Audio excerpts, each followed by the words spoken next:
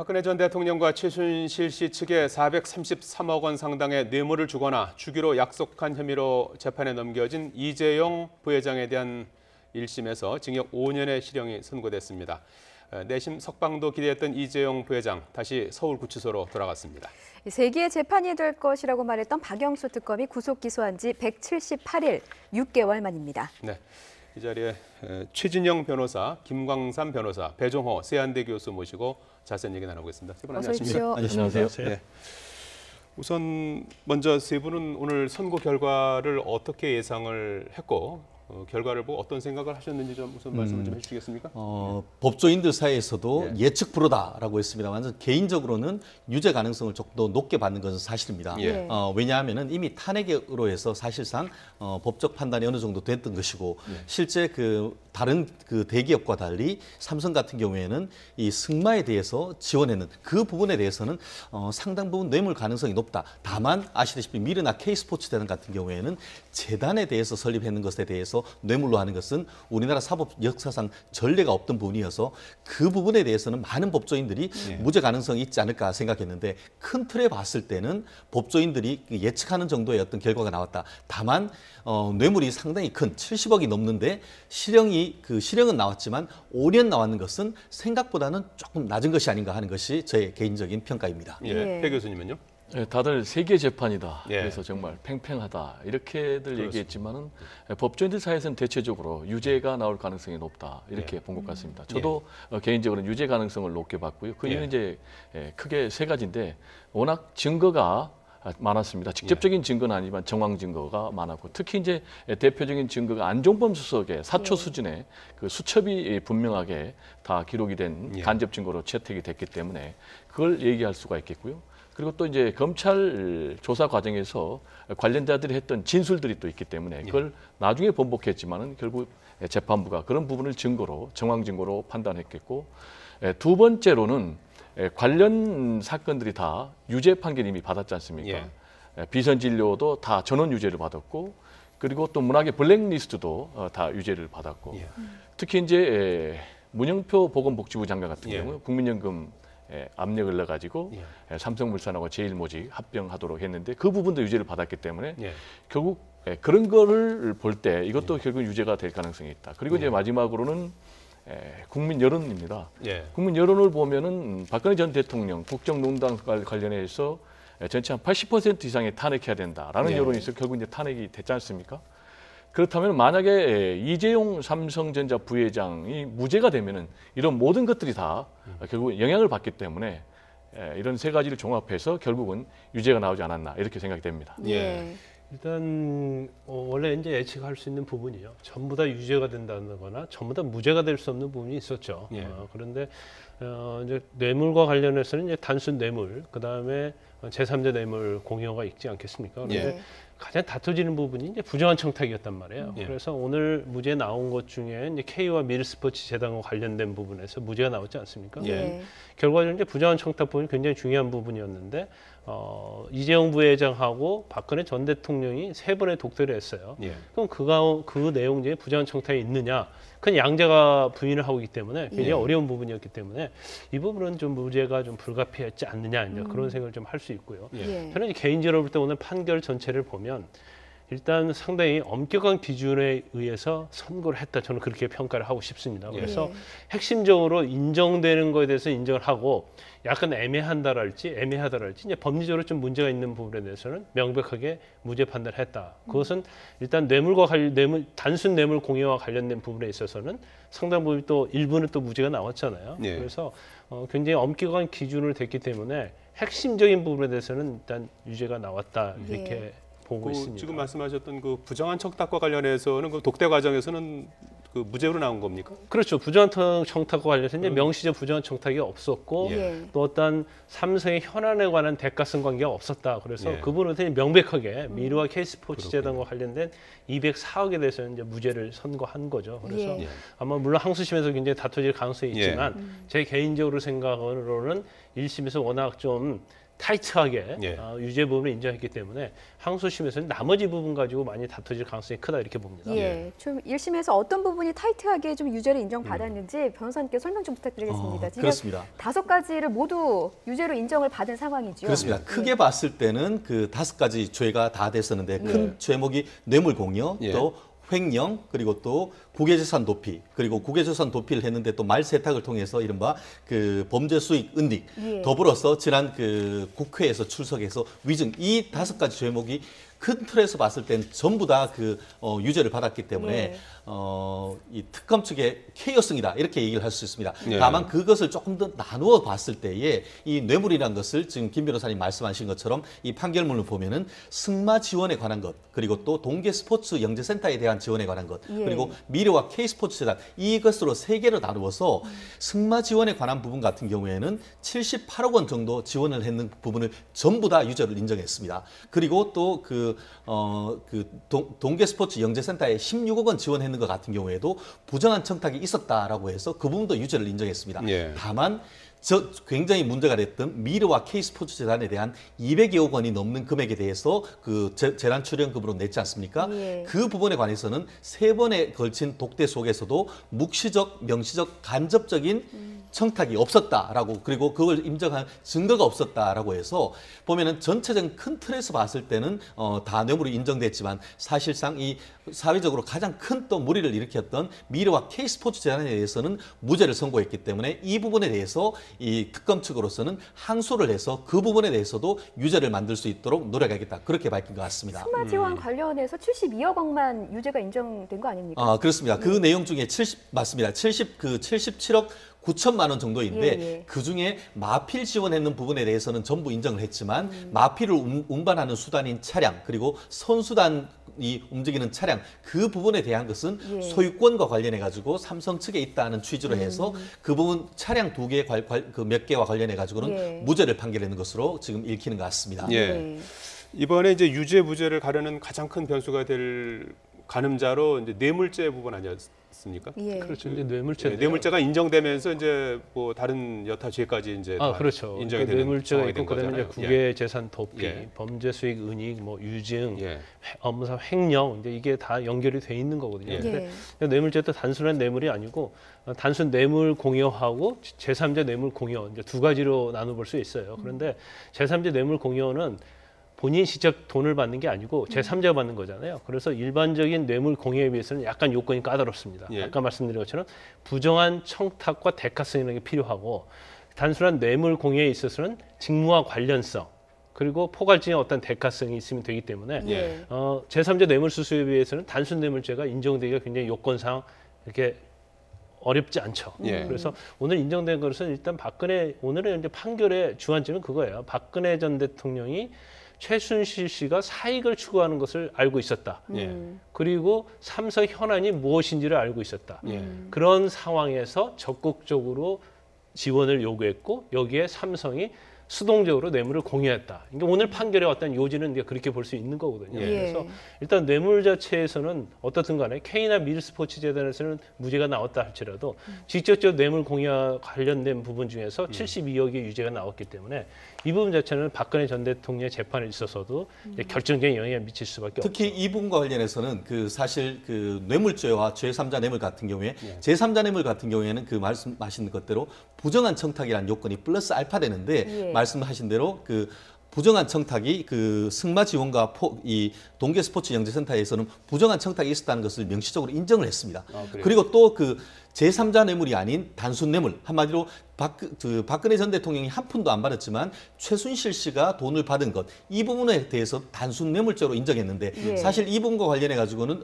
뭐 둘이가 이른바 경제적 공동체다. 그 공동 지갑이다, 이런 얘기를 했는데 이번 판결문을 보면은 그런 식으로 어렵게 가지 않고 이른바 형법상 공범의 법리로 아주 단순하게 처리를 했습니다. 예. 무슨 말씀이냐면은 최순실 씨와 박근혜 전 대통령이 이 삼성 뇌물을 받기 위해 한 공모를 했기 때문에, 그렇다고 하면은 공무원인 대통령이 공모와 공무원이 아닌 최순실 씨가 같이 공모를 해서 뇌물을 받았다고 하면은 공동지갑론이네 어떤 경제적으로 공동 책임네 이런 것과 관계없이 형법상 뇌물의 공범의 법리로 인해서 예. 뇌물이 인정된다라고 지금 명시적으로 인정을 했기 때문에 예. 이와 같은 그 판단 같은 경우에는 박근혜 전 대통령의 뇌물죄에서 있어서 최순실 씨와 박근혜 전 대통령이 공모했는 여부에 대한 것까지도 설시했기 때문에 예. 박근혜 전 대통령으로서는 상당히 뼈아픈 그런 어떤 그 상황이 된 것 같습니다. 그 부정한 청탁이 독대에서 없었다고 아까 말씀하지 않으셨어요? 아니, 명시적인 부정한 척대에 있었다는 증거가 없다는 거죠. 제3자, 그러니까 K스포츠와 미르재단, 예. 그다음에 K스포츠와 미르재단에 있어서는 제3자 뇌물수수이기 때문에 예. 세 번에 걸쳐서 이제 독대했는데 특검에서는 부정한 청탁이 거기서 했다. 삼성의 현황과 관련해서 그런데 지금 명시적으로 했다는 증거가 없다고 이렇게 얘기를 하고 예. 있는 거고요. 예. 법원은 어떻게 인정한 겁니까, 그러면? 예, 법원은 그분은 그래서 무죄를 한 거죠. 부정한 청탁이 없다고 해서. 다만 이 부분에 그 부분에 대해서는 제가 그 판결문을 좀 상세하게 읽었는데요. 예. 말씀드렸듯이 명시적인 청탁이 없다고 했던 것이지 예. 묵시적이고 간접적인 청탁이 있었는지 이 부분을 대해서 나눠서 봐야 된다 이렇게 판단을 하고 있습니다. 그래서 말씀드렸듯이 이게 개별적인 행위 지원을 봤을 때에 말씀하신 대로 미르나 K스포츠 재단에 대해서는 직접적 어떤 그 청탁이 인정할 수는 없지만 그것 이외에 어떤 말을 지원한 그 부분이라든가 동계영재센터에서는 청탁했다는 것이 인정된다고 판단을 했습니다. 예. 예. 그런데 근데 이제 여러 가지 얘기가 좀 가다 보니까 제가 예. 볼 때는 논점이 약간 흔들릴 수가 있을 것 같아요. 예. 특히 이제 시청자들 입장에서 조금 좀 보면 쉽게 말씀을 해주시면 네. 좋을 것 같습니다. 그러니까 명백한 청탁은 없었다라고 했지만은 결론은 유죄로 모든 5가지 혐의에 대해서 재판부가 판단을 내린 것입니다. 그렇죠. 예. 그러면 유죄를 내린 그 배경으로 기본적으로 이번 사건의 성격을 재판부는 정치 권력과 자본 권력이 유착된 전형적인 정경 유착이다. 예. 예. 그리고 그렇습니다. 그 배경에는 이지용이라는 국내 대표적인 삼성그룹의 삼성전자 부회장이 이건희 회장이 굉장히 와병 중에 기업이 불안정한 상황에서 자신의 후계자 경영 승계를 위한 목적으로 예. 또 플러스 계열사 지배권을 좀 강화하려는 목적으로 모든 정치 권력을 장악하고 있는 대통령에게 뇌물을 제공해서 여러 가지 자신들에게 자신의 경영권 승계 관련 작업을 용이하게 했다. 그런 과정에서 이제 대표적으로 나온 게 국민연금 공단의 그 기금을 전용을 해가지고 이쪽으로 예. 이제 삼성물산과 제일모조가 합병하는데 찬성하게 했다는 것 등등 그리고 또 정유라 최순실 딸에게 승마전 78억 했다는 것 이런 모든 부분이 이제 뇌물죄로 또 다 인정이 됐고 플러스 도민으로 다 인정이 된 것입니다. 예, 예. 좀 법리적인 부분을 조금만 더 따져보면 사실 이재용 부회장의 재판이기 때문에 세계의 재판이라는 평가도 받았지만 미리 보는 박근혜 재판이라는 평가도 많았거든요. 그러니까 지금 두 변호사님께서 말씀하신 대로 1심 선고의 결과가 박근혜 전 대통령의 재판에 어떤 영향을 미칠까 실제로 같은 어떤 법리로 판단을 하게 되는 게 맞는 거죠? 그럼요. 아주 예. 결정적인 영향을 미친다고 볼 수가 있죠. 예. 일단 이제 그러니까 뇌물을 아까 제가 2가지로 나눠서 봤잖아요. 예. 그러니까 단순 뇌물 같은 경우에는 역시 최순실 씨의 딸인 정유라를 지원한 것은 거의 명백히 인정하지 않았습니까? 그러니까 5억의 어떤 부대 비용을 제외하고는 그래서 이 부분 자체는 그대로 박근혜 전 대통령이 인정될 가능성이 크다는 거 보고요. 예. 그다음에 아까 K나 미르스포츠 재단과 관련된 부분에 있어서는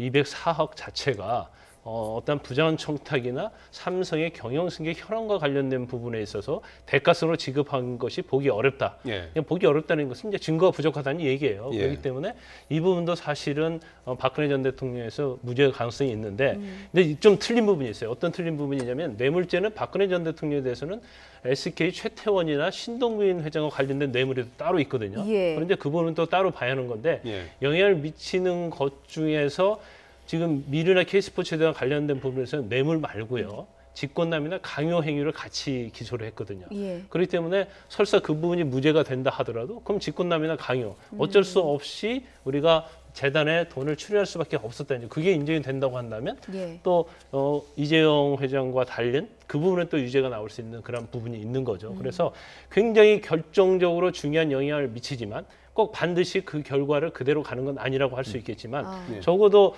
최순실 씨의 딸인 정유라 씨를 지원한 부분은 박근혜 전 대통령이 그대로 인정될 가능성이 크죠. 그동안 이재용 부회장은 국회 청문회도 거치지 않았습니까? 국회에 나와서는 사실은 출신 문제 모른다고 했고요. 승마 지원 사실도 이제 모른다는 입장을 유지했고요.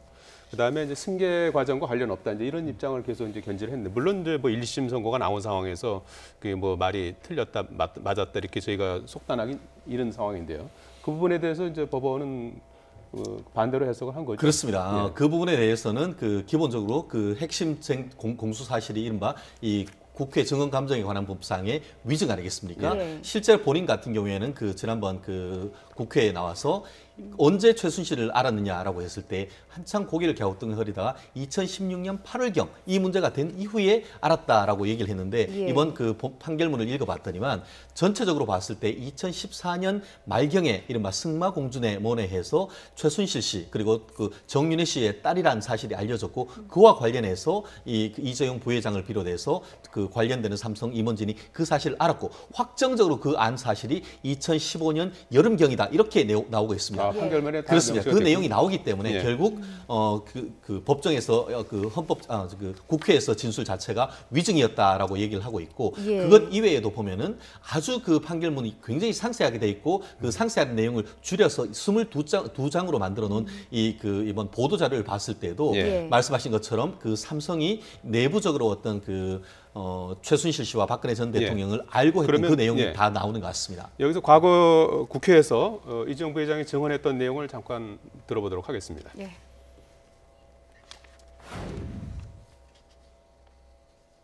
많은 국민들께서는 이것이 순수한 선의가 아니라 그룹의 안정적인 승계권, 경영권 승계 등을 포함한 모종의 이득에 대한 대가가 아닌가 하는 의혹을 가지고 있습니다. 여기에 대한 입장은 뭡니까? 저희한테 사회 각 분야에서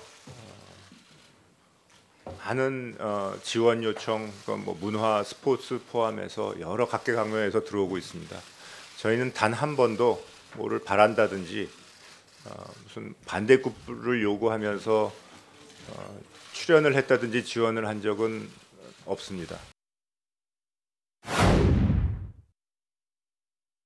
삼성물산하고 제일모직하고 합병을 하는 것이 이재용 증인의 지배구조 승계의 완결을 위해서 극히 필요한데 그 과정과 관련해서 최순실의 딸 정유라에게 여러 가지 특혜가 갔고 국민연금관리공단 내부에도 여러 로비와 청탁이 있었다. 그런 청탁을 한 적은 없고요.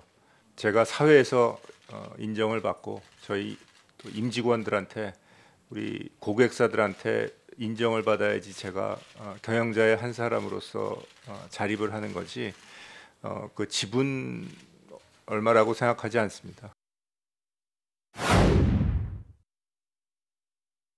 최순실의 존재에 대해서 누구로부터 들었습니까? 의원님 사실입니다. 들은 거는 다시 얼마 전에 질문합니다. 들었는데 누구한테 들었는지는 정말 기억을 최순실의 못하겠습니다. 뒷배경 예. 오늘 이제 법원의 판단은 이런 부분들을 조금 1심 재판부에서는 위증으로 본 거죠. 네, 유증이 전체 유증이 아니고 이제 그 중에 되는 일부, 부분에 예. 대해서는 유증인데 예, 어떤 유증은 부분인가요? 전체적으로 이제 포괄적이에요. 예. 포괄적이기 때문에 그 중에 조금이라도 인정이 되면 유증죄가 되는 거죠. 그래서 예. 특히 뭐 그 국회 청문회에서 안민석 의원이 특히 묻는 질문들, 뭐 최순실 아는 시점이랄지 그 굉장히 내용이 많습니다. 이제 그 중에서 여러분은 이제 유증을 했다고 해서 하는데 예. 사실 이 부분이 초기에 어떤 뇌물죄와 상당히 연관성이 있다고 보면 되는 거예요. 그래서 처음에 뇌물죄가 인정이 되느냐 안 되느냐에 따라서 업무상 횡령의 금액도 상당히 축소가 된 거죠. 왜냐하면 미르와 케이스포지 재단 부분이 204억 정도 되는데 그 부분에서는 정당하게 나갔기 때문에 이제 부정한 청탁의 대가성이 없다 보니까 횡령죄 인정이 안 된 겁니다. 예. 그러니까 그 부분이 또 횡령죄가 같이 안 되는 거죠. 그런 것처럼 해외조선 도피도 마찬가지고 범죄 수익 은닉도 마찬가지고 유증죄에 있어서도 사실은 일부는 뭐 공소 사실 중에서 일부는 인정이 되고 일부는 인정되지 않고 이제 그런 상황이 되는 거죠. 그래서 굉장히 뇌물죄와 어떤 연계성이 굉장히 중요했다 이렇게 보면 될 것 같습니다. 예. 앞서 좀 내용을 좀 들어봤습니다만 어느 부분을 법원에서는 위증으로 그렇습니다. 본 겁니까? 지금 오늘 그 보도 자료를 보면은 예. 이 위증 부분에 대해서는 전부 유죄를 인정을 했습니다. 예. 그렇게 해서 결국 국회에서의 어떤 증언할 때에 최순실을 알았는지 몰랐는지 그리고 알게 된 시점이 언제인지 그리고 또 관련해서 그 승마 지원 관련해서 보고받았는지 여부 이 부분에 대해서 전부 나는 모른다. 나는 내가 관련했는 것이 아니고 결국 미래전략실에서 알아서 했는 것이다. 이와 같이 있는 내용 전부가 그 사실상 그 허위다라고 얘기를 그 판단을 했는 것 같은데요. 지금 그 오늘 판결문에 보면은 이 그 위증 자체에 대해서는 그 공소 사실을 그대로 써놓고 내용은 이미 아까 얘기한 지금 그 김 변호사님 말씀하신 게 정확한데요. 이미 그 뇌물과 관련돼서 사실 인정하는 내용 부분에서 이미 다 그 부분이 팩트로 인정됐기 때문에 이 그 이 위증과 관련된 부분은 길게 쓸 것도 없이 전부 유죄다. 이렇게 지금 판단해버린 것 같습니다. 네. 지금 또 무죄로 된 부분들 좀 살펴보면 미르 K스포츠 재단에 출연한 204억 원은 무죄로 인정하지 않았다고 재판부가 보고 있는데 이것이 다른 기업들에게는 또 어떤 영향을 미칠지도 궁금하거든요. 어떻게 보십니까? 다른 기업에도 이제 자연스럽게 영향을 미칠 수밖에 없죠. 예. 같은 이제 법리적인 판단이니까. 지금 이번에 미르 K스포츠 재단 204억에 대해서 출연한 것에 대해서 무죄 판결을 내린 이유는 그게 이제 명백한 청탁이 없었다는 것 플러스 그게 어떤 이제 박근혜 전 대통령의 하나의 국가 시책이다. 그리고 거기에 대해서 본인이 요청을 받고 또 어떤 이게 재벌들 사이에서 분담금 형식으로 본인이 낸 것이다. 이렇게 판단해서 그거는 뇌물이 아니다. 이렇게 법원은 이제 판단한 것으로 보입니다. 사실 그분과 관련해서도 지금 그 교수님 말씀하신 것처럼 적극적으로 어떤 그 아까 그 청탁과 관련해서 그 판결문에는 두 가지로 되어 있습니다. 개별 현안에 대한 청탁이 인정되느냐 했을 때는 인정되지 않는다라고 했습니다. 다만 포괄적인 현안에 대한 승계자복과 관련해서 어떤 그 부정한 청탁이 있느냐 했을 때는 아까 말씀하신 대로 세 개를 나눠서 일정 부분은 있고 없다라고 판단을 하고 아까 그 얘기하는 대로 미르와 K스포츠 재단 같은 경우에는 국가 정책에 의해서 공공적 목적으로서 했다는 점 그리고 또 실제로 그 내역을 봤더니만 전경련이 정해준 금액에 따라서 수동적으로 돈을 냈다는 점 이 부분 그리고 더 나아가서 이 그 미르나 K스포츠 재단이 박근혜 전 대통령이 최순실과의 관계에 있어서 어떤 사적 이익 추구하려고 만들어졌다는 점은 인정된다. 다만 그와 같은 사실을 삼성, 나아가 이재용 측은 그 사실을 인지하지 못했기 때문에 적어도 이 부분에 대해서는 무죄다. 이렇게 판단을 했는데요. 아까 초입에 말씀드린 것처럼 다른 거는 다 유죄인데 이 부분이 유독 무죄가 나는 부분에 대해서 특검 측에서는 항소를 하겠다라는 의지가 밝혔기 때문에 항소심에서 다른 증거를 통해서 이와 같은 미르나 K스포츠 재단을 설립한 배경 속에서 최순실 씨가 있다라는 사실을 인지했다라는 그런 점을 추가적으로 확인을 한다라고 한다고 하면은 항소심에서 이 부분에 대해서도 유죄로 밝힐 가능성도 여전히 남아 있지 않을까 싶습니다. 재판부가 이번 사건에 대해서도 규정을 했는데 큰 틀에서 보면은 박영수 특검이 규정한 그 틀에서 크게 벗어나지 않은 것 같아요. 이번 사건은 본질은 정경유착이며 그 이익을 가장 향유할 지위에 있는 사람은 이 부회장이라고 지목을 하지 않았습니까? 그건 이제 박영수 특검이 굉장히 눈에 했던 얘기와 취지가 거의 동일한 거 아니겠습니까? 그래서 결국은 가장 최고의 권력자와 최고의 재벌의 어떤 정경유착 관계다. 그런 취지인데 지금 사실 유죄하는 것도 보면 이제 그 내용이 딱 들어맞는다고 볼 수 있고요. 지금 범죄 사실 자체를 사실은 처음부터 이제 스모킹건이 없지 않느냐 이제 그런 말이 많이 나오지 않습니까? 그럼에도 불구하고 그렇죠. 그럼에도 불구하고 특히 단순 뇌물 공여와 관련된 부분에 있어서는 어떤 여러 가지 증거들에 의하면은 이게 명백히 인정된다는 걸 이제 그 재판부도 아마 굉장히 확신을 했던 것으로 보입니다. 더군다나 사실 삼성의 임원들이 마지막 재판으로 가면서 처음에 검찰에서 조사받은 것과 달리 계속 말을 또 번복하지 않았습니까? 처음에 어떤 이재용 부회장으로부터 어떤 지시를 받은 것처럼 얘기를 했음에도 불구하고 결국 재판이 후반부로 가면서 이재용 회장 구하기에 나섰어요. 그러니까 삼성 전략이 처음부터 검찰 조사 때부터 그렇게 간 게 아니고 일단 처음에는 이건 뇌물이 아니다는 식으로 갔다가 중간에 만약에 이게 뇌물이 될 가능성도 있다는 걸 인지한 것 같습니다. 그럼 뇌물 가능성이 있다는 걸 인지하고부터는 이건 삼성의 이재용 부회장이 여기는 관여하지 않았다. 그런 전략적인 걸 다시 쓰기 시작한 거예요. 그래서 첫 번째는 이건 어떤 부정한 청탁도 없고 대가성도 없었다. 그리고 최순실 씨가 어떤 강요에 의해서 최순실 씨에게 밉보이게 되면 결국 박근혜 전 대통령으로부터 어떤 피해를 볼까 봐서 어쩔 수 없이 줬다. 이런 어떤 강요가 된 피해자로서 어떤 변수를 했지 않습니까? 그런데 예. 그런 부분들이 사실 문자 메시지랄지 삼성이 승말배 회장을 맡으면서부터 한 걸 보면 사실 그건 맞지 않는다는 느낌이 많이 있거든요. 예. 그러면 만약에 그런 것들이 다 자기들 주장이 받아들이지 않고 유죄가 된다고 한다면 그렇다면 결국은 다른 방법은 이재용 부회장이 직접적 관여한 게 아니다. 그래서 최지성을 비롯한 미래 전략실에서 알아서 한 것이고 나는 거기서 모른다. 그러니까 지난번 조윤선 장관도 사실은 그 당시에 정무수석으로 위치해 있었지만 실질적으로 관여하지 않았다고 해서 무죄를 받았지 않습니까? 예. 이제 그런 상황처럼 이재용 부회장은 관여하지 않은 걸로 가려고 했는데 사실 법원은 이제 그렇지 않고 죄도 되고 이재용 부회장도 관여를 했다. 이 부분에서 굉장히 확정적으로 한 거죠. 예. 이번 이제 법원의 판결에서 좀 우리가 눈여겨봐야 될 대목은 분명히 정경유착이라고 지적을 하면서 이게 과거의 일로만 알았는데 다시 현재 진행되고 있다라는 부분을 이제 재판장이 분명히 오늘 선고를 통해서 지적을 했고요. 예. 그래서 관련자 5명을 이제 전원 유죄 판결을 내렸는데 여기에 대해서 형량은 사실 최저 형량을 내렸거든요. 예. 지금 아시는 것처럼 국외재산 도피 같은 경우는 80억 이상이면은 10년 이상이거든요. 징역.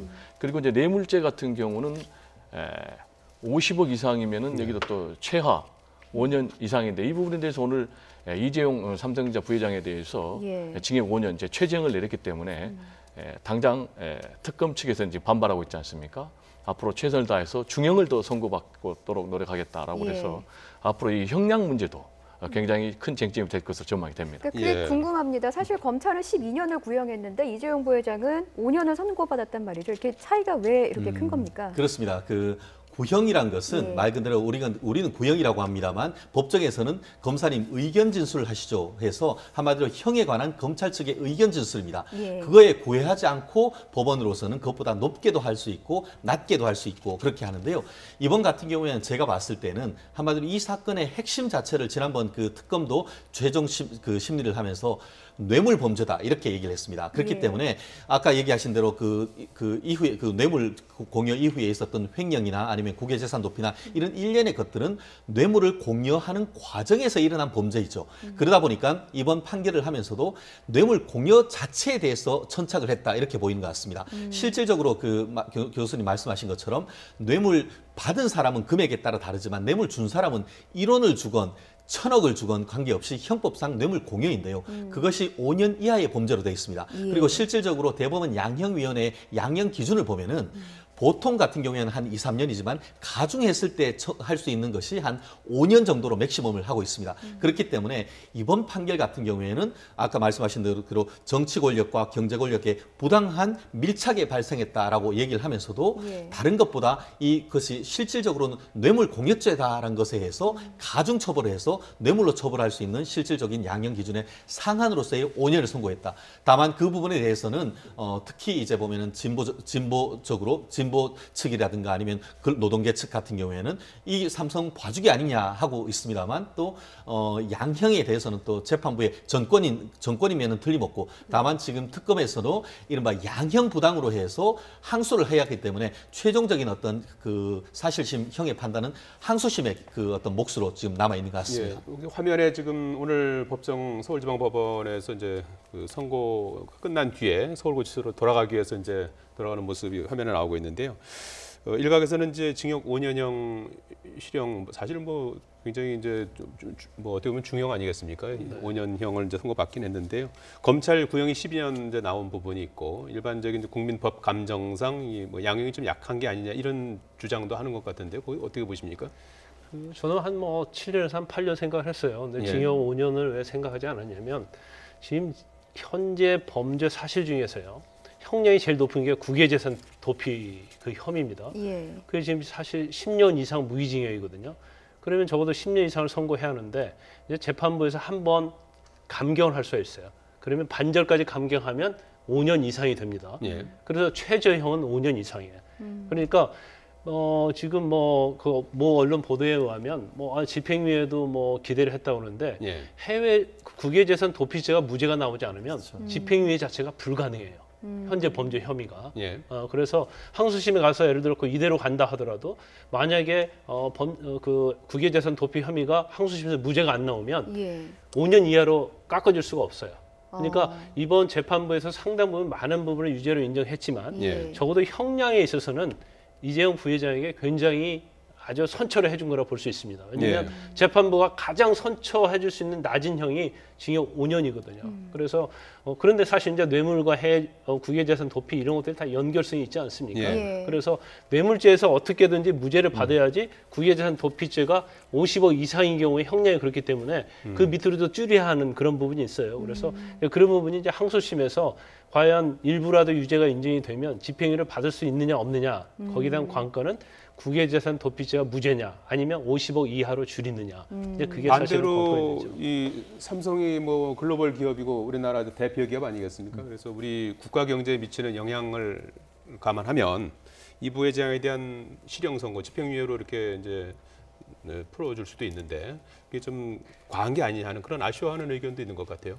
이제 가장 그 부분에 대해서 아쉬워하는 것은 삼성그룹이겠죠. 예. 지금 이건희 회장에 이어서 또 이재용 부회장까지 구속 수감된 상태니까 지금 리더십 공백 아닙니까? 예. 리더십 공백임에도 불구하고 지금 삼성은 굉장히 경영 상태는 잘 돌아가고 있습니다. 이렇게 경영 상태가 잘 돌아가고 있는 것은 계열사가 전문 경영인 체제에 의해서 가고 있기 때문에 이번에 보니까는 매출도 최고 나왔고 또 영업이익도 최고 나왔고 순이익도 최고 나와서 트리플 크라운을 기록을 했다.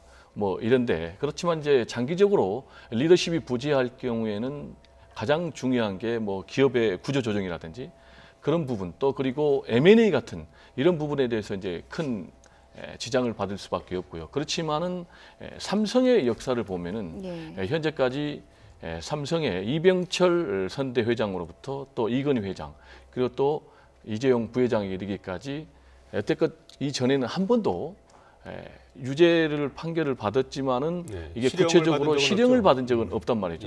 그래서 구속 수감돼 가지고 그런 적이 없기 때문에 제가 볼 때 이제 큰 하나의 교훈이 될 것 같고요. 아시는 것처럼 이건희 회장 같은 경우도 3차례 검찰의 조사를 받았지만은 한 차례는 무혐의 처분받았고 또 나머지 집행유예 받아가지고 한 번도 이제 하루도 구속 수감된 적이 없기 때문에 제가 볼 때 이런 부분도 사회 정의를 바로 세운 데는 큰 교훈으로 남지 않을까 이렇게 생각이 됩니다. 뭐 삼성 측은 단호하게 항소한다는 입장을 밝혔는데요. 먼저 삼성 측의 변호사의 항소 의견부터 좀 듣고 오시겠습니다.